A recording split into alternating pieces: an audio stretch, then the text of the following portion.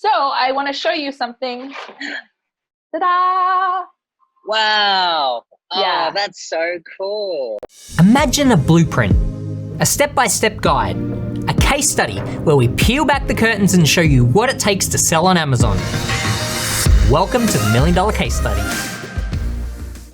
Analysis paralysis. One of the biggest hurdles that Amazon sellers face. At this point, we've been through a lot of product ideas with a lot of questions about each, weighing up the pros and cons, and then you enter into sourcing. Now you have new sets of questions with lots of different suppliers. Which one do I go with? What are my product specifications? It can be easy to get overwhelmed at this stage and procrastinate on making decisions. I've been there before. So if you hit one of these roadblocks, I'd ask myself, is this decision really important? You know, what is your brand name? What does your logo look like? What is your packaging gonna be? These things, at the end of the day, aren't that important. The most important thing is to make a quality product that's different from the others and get it to market quickly. There are a lot of little steps in between that you just need to make the decision quickly and move on. Don't get stuck, keep up your momentum.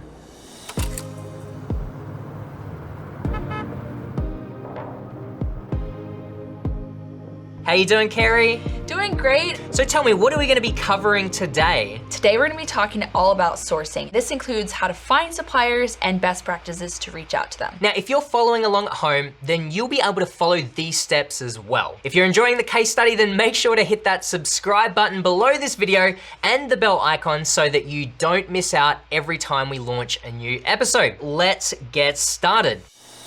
So now we have a short list of products that we quite like, but we haven't made a final decision yet on what we're gonna launch. The reason we're gonna be talking about sourcing today is to help us get more accurate quotes on our products in order to check our final profitability. This is what's gonna help us make that final decision. First, let's take a look at our product tracker and revisit the products we currently have. There's our dog bowl, the snuffle mats, birthday signs, sneeze guards, aquarium pebbles, and a dog agility set. We've collected these over the past few weeks of doing product research, so it'll be good to check in again and see where they're all at. Specifically, we'll be looking at the demand, competition, and the price point, and how they all compare against each other. So let's dive in right now. In your opinion, what do Amazon sellers need to be doing or thinking about in 2020 that they didn't have to be previously? Yeah, I mean, over the years, I've seen it become a lot more competitive. And some of the same reasons why I prefer working on my own site is the same thing. I think people need to be learning how to drive external traffic to their listings. They need to learn how to build their own customer lists, whether that be through email, messenger, or SMS, in order to have more control. Over deliver, because there definitely is, again, more competition on Amazon, more experienced sellers, and you have to stand out. I think the most important thing is to make sure you have a brand, a product line set up, and make sure you think ahead of the game and set yourself up for success from the very beginning. At the time when I first started, I had no idea exactly why I was selling on Amazon. Was it just for cash flow? Was it to build a business? Was it to build a brand? I would have that set in stone before you go about it. Definitely, we're living in a completely different world this year. Even like products that maybe you wouldn't have even thought existed back then, like people are now looking for on Amazon. And just like to expand those horizons, like maybe, no, I'm not saying go out there and sell masks or sanitizers, but like think bigger beyond that. This year, 2020, relying only on FBA came with its own challenges. And so having a relationship with either a 3PL or having your own warehouse just provided flexibility that you needed. And that actually in the next 2 months, you still may need. And we've always stressed this from day one, but really doing the homework initially, the product research, spending ample time and making sure that, the profit margins are solid. I think there is definitely more competition just from a product count or volume of products or similar products on Amazon. So 2 things there, I would say, really doing your research. Yeah, then just really making sure that the financials work out. So not being really married to an idea. And if you reach out to a supplier and you factor in all of the costs to get started launching a product and it's not going to be profitable in the best case scenario, then I would probably move on to the next item. Right, so we're back inside Jungle Scout, inside of the product tracker. We've got all of our groups in here. We're now in the overview tab. This is a really great way to essentially compare all these different groups of products. So let's go through kind of those top considerations one by one. If we start out with the price and kind of look at them just sort of comparatively, my first observation is that all the price points do actually seem pretty healthy. There's none that are that low. Agreed. They're definitely in the range that I would like. So that doesn't really eliminate anything to me just yet. If we come across to daily sales, remembering that we want at least 10 sales per day. It looks like the agility set for dogs is kind of low.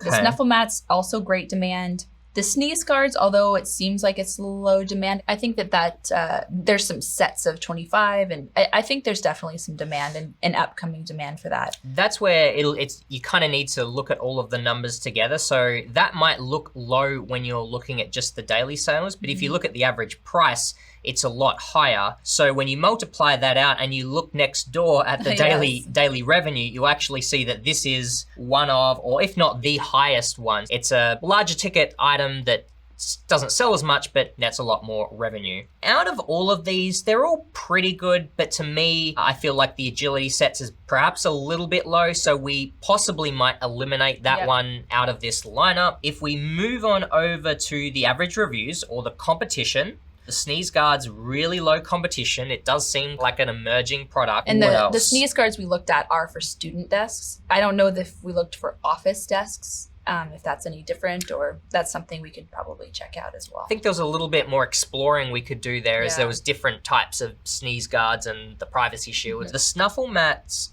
do tend to have higher competition. I think we liked them for quite a while because they had a good price point. They have a lot of demand. The reviews, it's a little bit higher. We didn't mind that. If I remember right, when we did a little bit more digging, looking into some of the reviews or the negative reviews, we were a little bit concerned that dogs could tear them apart easily. them. I know that I wouldn't want little Albus to be chewing off this felt and kind of swallowing it. Yeah, I can see him doing that. It feels like could be a liability. It could be difficult to get a supplier to make it strong enough. Dogs tear everything apart. So on paper, these numbers look really good. So that's my only hesitation with that one. The sneeze guards overall look pretty good in all these areas. My only hesitations would be that we're not sure how long this is going to last. It's obviously come about due to COVID. Yeah, it's oversized, and we could haul in all this stuff, and maybe in 2 months there's a cure. All of a sudden, no one wants a sneeze guard. I think the most likely thing is that it could be a good opportunity now for a period of time, but maybe not in the future. And that's something, as we've talked to you guys about, that you may want to steer clear from. We are both fans of selling things that sell long-term, but also the fact that it is oversized. It's a product that has a higher cost of good just to start with. It's probably going to cost more in shipping. It's still a maybe. Overall, actually, the birthday signs look pretty good. Not too many reviews, great sales, and not a bad average price point. I think maybe we had kind of a similar reservation though. Yeah, because these are for the COVID birthday parades. Right.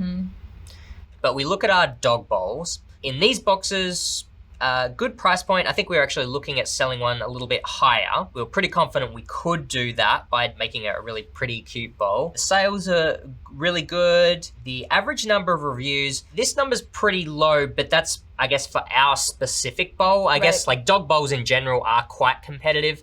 In general, this is a more competitive product. Looking between the sneeze guards and the birthday yard signs, if we were to go with one of those, we're probably leaning more towards the sneeze guards. A little bit hesitant about the snuffle mats purely just because of the design or making them strong enough. What do you think about the glow-in-the-dark pebbles? I think the price point does vary quite a bit. Yeah. The average is $19, but a lot of them are selling for $7, $8, $9. And there is a bit more competition with those. So it's potential, but I'm not 100% sold on that one yet. So this has been helpful to just kind of get a picture of where all these products are at the moment and how they might compare to each other. We've been able to rule out a couple that we aren't as confident about. Right. The next step now, in order to narrow this down even further, is to start getting some final profitability numbers. And in order to do that, we need some more accurate quotes on the product itself and then shipping.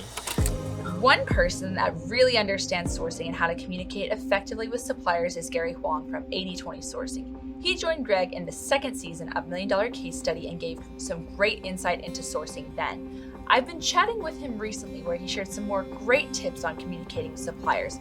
I've implemented those same strategies that I've learned from Gary so that you can take advantage of them as well. I always feel that the relationship with the supplier, I'm always looking for like a long-term, like a serious relationship. We're growing together. Sometimes I might need some help, like they'll help me. If they need some help, I'll try to help them as well. But the thing is, we're growing together. It's almost like a dating game. You're looking for a good partner, but everyone has different preferences. Initially, you want to cast a wide net. You don't want to just talk to two suppliers and just get married right away. It takes a little time. But some suppliers, the price isn't right. Some suppliers, maybe the quality is off. Some suppliers, maybe they're not interested in doing business with you. That's why it's important that I would suggest you try to reach out to at least 15 to 20 suppliers. And then out of every 10 suppliers, there might be one or two that might be a good fit. So first up, where do you source products from? The top places to find suppliers are Alibaba, Jungle Scout's supplier database, global sourcing, online fairs, in-person fairs, and Thomasnet. But today we're going to focus on sourcing through Alibaba. This is a huge marketplace to find suppliers from all over the world. So let's start our search on Alibaba. Actually, just type in alibaba.com. And then I'm actually going to change it on the search bar from products to suppliers. The reason is if you search for products, then you tend to have the same suppliers kind of repeating over and over again. And it's nice to kind of separate the suppliers. So you get better results when you search by suppliers. Cool. Let's start with the search for dog bowls. Okay. Let's try that. Once we get this, we're going to see a bunch of different suppliers. What we usually like to do is we like to look for suppliers that have at least a few years of experience. Like this first one that pops up is 13 years. That's great. When you see suppliers that only have 1 year, it's a little bit riskier. Sometimes if a factory isn't doing business in a quality manner, they might shut down and reopen. And it's, the more established they are, the better experience you're going to have. At least that's from my experience. They have a high number of transactions. And go ahead and click on this supplier. You can take a quick look through and look at the details down below, see if it kind of matches what you're after. Something I like at first glance about this supplier is the photos are really good. Yes. A lot of times I'll open up a supplier and the photos are just really bad quality. You can tell that they put in effort and that's a good sign. It also just makes it really clear what the product is. Another example that I think would be good for Alibaba is a product that we looked at briefly, pet blankets or washable pee pads. Let's click on this top listing as an example. We can check out the products that they sell here. So to find out more information about this company, I'm going to come to company profile and company overview. This has some really good information. We can see the 13 years up the top. We can see that they're a verified supplier, which means they've had additional third-party verification. It says here they've had an on-site sort of inspection, which is really good. You can look at some reviews. It looks like 95% 5 stars or 18 5-star reviews, which is good. You might want to look through the low reviews here to kind of see if there's anything that stands out. Some other things to look at here are what markets do they serve? You want to find suppliers that have worked quite a bit in North America because the standards for products in North America is quite different to other parts of the world. One thing to check here is what business type they are. It'll generally be manufacturer or trading company, or sometimes it will say both. The difference here is a manufacturer are the ones that make the product, and the trading companies are ones that source from different manufacturers. You could call them a middleman. So there's some pros and cons to each. Some of the benefits of working with the trading company is that you can actually do lower MOQs or minimum order quantities. So if you're just starting out and you wanted to do a smaller order, this is actually a better way to do it. A trading company, their price is gonna be a little bit higher. When you work directly with factories, usually they're gonna have a higher MOQ. Working directly with a factory, they can customize a lot easier. I think I've found as well that with trading companies, if you're looking to sell different products, they can be maybe a little bit more helpful because they're working with different manufacturers. They might be able to help you find different products, whereas like a manufacturer will typically just be making the one type of product. In terms of verifying which one they are, they will tell you that here, But sometimes they might tell you they're a manufacturer when they're actually a trading company. Yeah. You kind of need to verify this a bit yourself. One easy way to do this is by coming up and looking at the types of products that they make. If they're a manufacturer, all these products will be very similar. Imagine they would be made by kind of the same machines. If you see lots of different types of products, they're more likely to be a trading company. Another way to verify a supplier is by copying their name. Now we're actually gonna jump over to Jungle Scout and verify them using the supplier database. This is a tool of ours that helps either verify suppliers and even find new suppliers. We're gonna come over to Supplier. This is one of the ways that you can search. I'm gonna paste in the name of our supplier. I'm just gonna delete the Co Ltd at the end and hit search. What we're doing is that we're searching all the US import records to see if this particular supplier has worked with a US client. One observation to make is depending on how it's kind of declared, like what name is put, I guess, on the form, you might see multiple results for the same name. If we look down, this looks to be the main one. This is what you want to see, okay? So this particular supplier's had 141 shipments, 52 customers. Over here, you can see the types of products that they've declared and the top customers. If I click on view more, now we can actually see when these shipments have happened. If you scroll down, you can even see specific descriptions. We want to look at these descriptions and see if it kind of matches the type of product that we're looking for. Waterproof blanket, it is a very similar kind of product. We're looking at like waterproof mats or washable mats. It's very similar to blankets. I feel like we've found the right supplier here. So this is what you want to do. You essentially want to verify that they've worked with clients in the US. So now we're going to shift into the next way that you can find suppliers, and that's right where we are now in the supplier database. There are a few different ways that you can search. You can type in a product name. You can search for a company that is selling on Amazon. You can even just type in an ASIN, so a specific product name. So we'll try that one as an example. What I'm gonna do is I'm gonna come over to Amazon and type in our product, washable pee pads. I'm gonna pick one of these top listings, gonna copy the ASIN and come back to Jungle Scout, paste it in and search. Something when it comes to the ASIN search is that it's not always gonna give you results. And the reason for that is because the brand name on Amazon has to match exactly with the import name. Sometimes it doesn't work because the brand name on Amazon isn't matching up directly with the legal name that they're actually importing under. Let's click on this supplier to see if it's the same. Okay, so AO LLC is the name of our competitor, or the name that we got from the ASIN. So we actually can see what they've imported in. It looks like they've imported a pet diaper here. See if there's any other pet pads or anything. I think like it's that. like, it's a strange name for the description, but I have a feeling that they're probably referring to those mats. Did it also have splash mat or something? Splat mat. Is that, maybe they're calling it a splat mat? Maybe it's a splat mat. So we'll search for this on Amazon. You can actually find the supplier by hitting search for contact info. And right here, you can click on that and it's going to show you the actual supplier here. So if we scroll and look at the products, we should be able to find the pet pads. I can't see the actual category there. So another thing you might like to try is you could try like a search for pet or dog pet pad. Ah, there we go. Right here. There we go. So it's really powerful that you can find the supplier of a competitor on Amazon just like this. And the reason is, this is the best way to kind of validate the quality of a product. We've found this particular listing, we've found their supplier over on Alibaba, and this looks to be it right here. We can come back to Amazon because we know that that supplier makes this particular product. We can check out the reviews, and if it's got a high number of reviews, then we've essentially validated that they make high quality products. So I have some progress on some supplier stuff, and it'll be $40 for shipping, and he didn't say how much the samples would cost. And he also will let us put like a stamp or a logo on the side and the bottom for the sample so that we can see what it looks like. Oh, okay. What I was thinking of is the this one, like a cute paw print. make it stand out a bit more. I feel like that's maybe the safest is just the paw print, like it would appeal to the most people.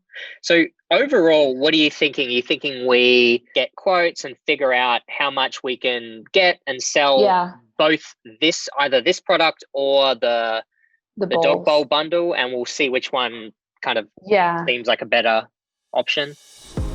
All right, so our next step, now that we've found a few suppliers, both in Alibaba and then also in Supplier database, we're going to add them to the supplier tracker. Here next to this one that we like, we're gonna come up to Save Supplier, and then you can either create a new group, or earlier on I created one for our washable pee pads. So I'm gonna select that group and now it's been saved. So if you come over to the left under suppliers, come to supplier tracker. What this is, it's just a really great way to organize all of your supplier outreach. You'll see up here is our group. You can have multiple groups. Then within that group, you can save all of your top suppliers. Generally, I typically like to get the contact information and track down maybe 5 to 10 suppliers to contact. And then usually by the time you go through vetting those and kind of like getting responses, you come down to maybe like top 3 or so. I've already put in one from earlier, and then we've got the one that we just found in Supplier database and the one that we found in Alibaba. If you open up one of these,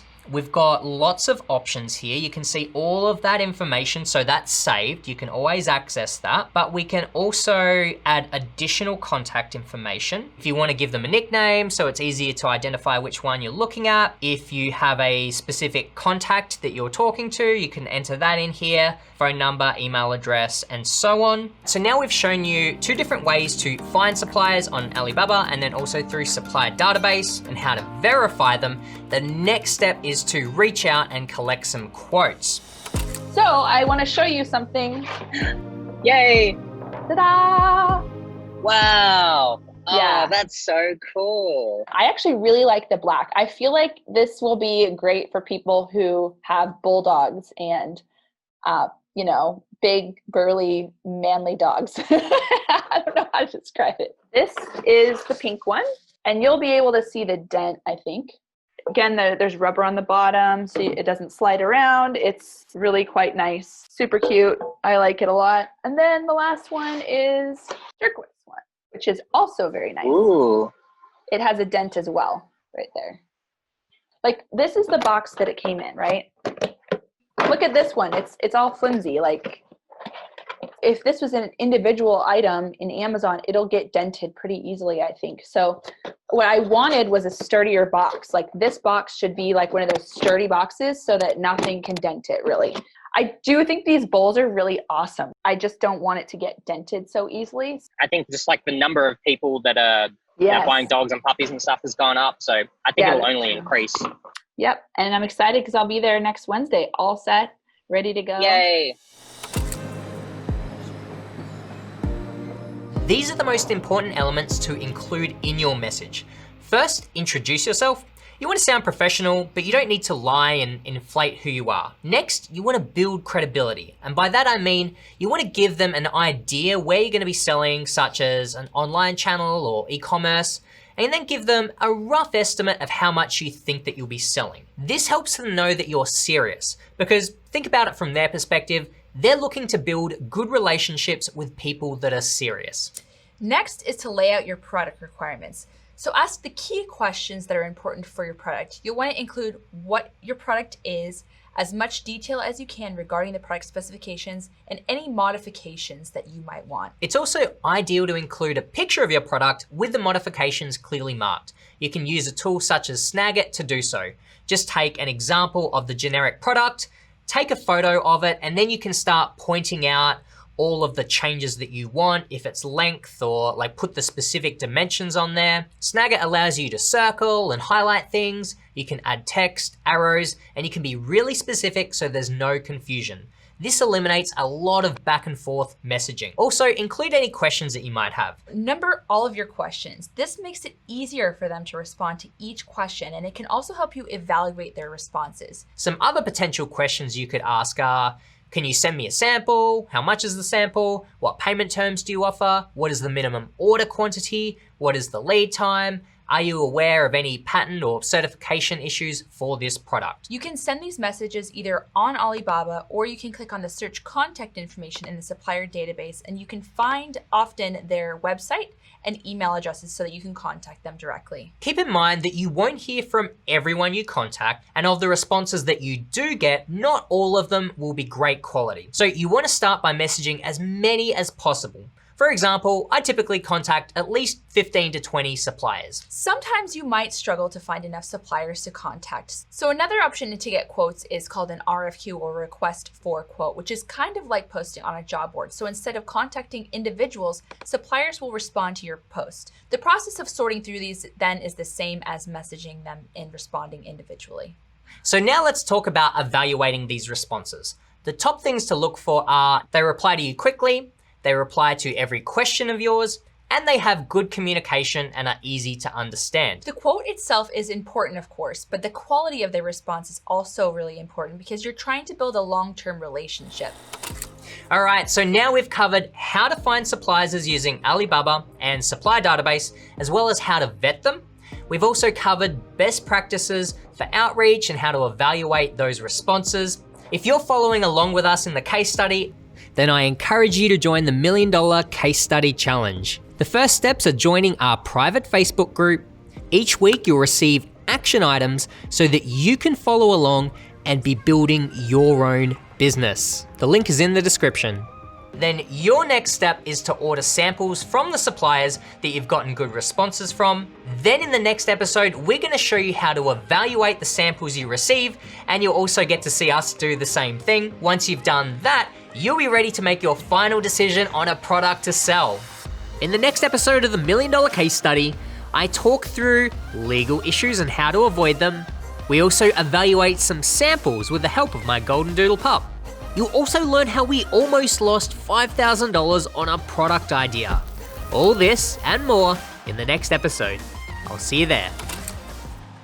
And come back to Jungle Scout, paste it in and search. What do you want to search for? Nothing. Siri has an Australian accent. Look at me with the teleprompter. I know, you killed it. We have a lot more to do.